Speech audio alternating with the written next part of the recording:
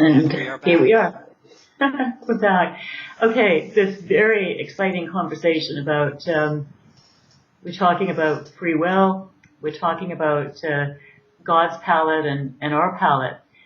So I want to throw out there, in terms of smaller will and or higher will, what if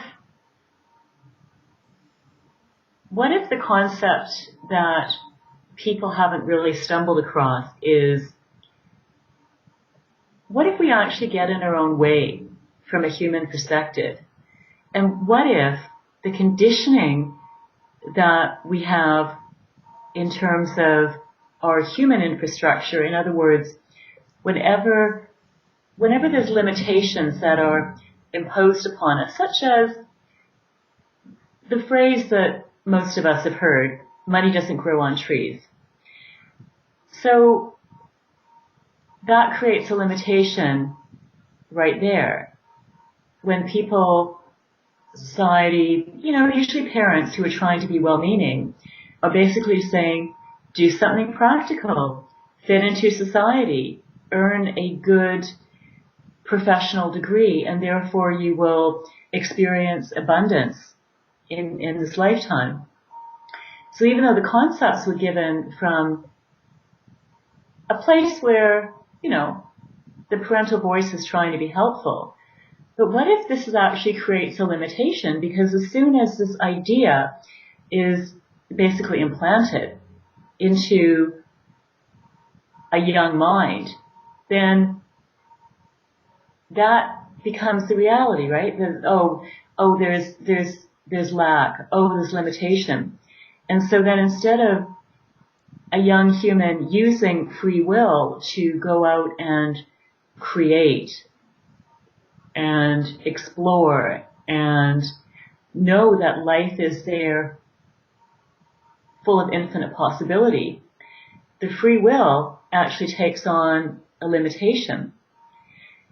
And I'm really interested in your thoughts on this subject, because I think that historically the concept of free will and God's will, how I understand it anyway, is that, I better be good and do what God wants me to do.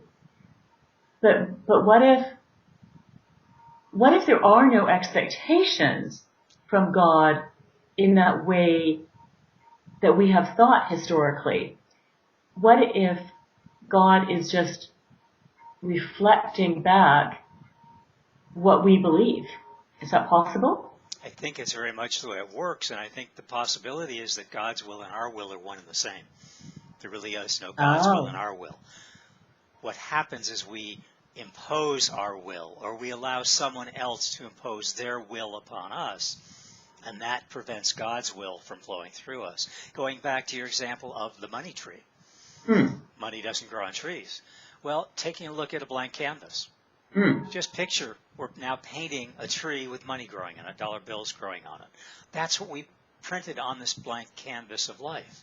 And so we're seeing the image of a tree, which is a finite definition, money on a tree. Again, money is a finite definition.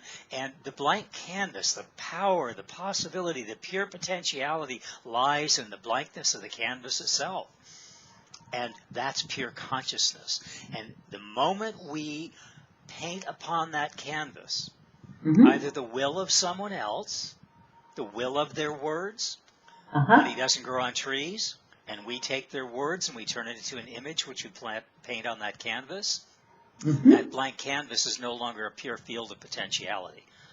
It has had will imposed upon it, either ours or another's upon us, and then we do it. It's when we don't listen to it, when we go into the quiet, in between the words, in between the thoughts, that canvas stays blank, and that we can unify with the pure potentiality of the field of the universe.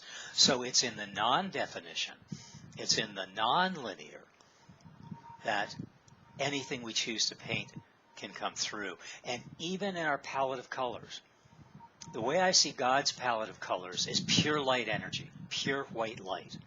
And the way I see our palette of colors is the rainbow of colors which we see with our eyes. because our human eyes perceive those frequencies of light energy as the rainbow of colors we see. But there are millions of colors between the shades of the colors we perceive, and there are millions of colors beyond our eyes' perception of those colors. So hold that thought. We're out of time. Till next time. Okay.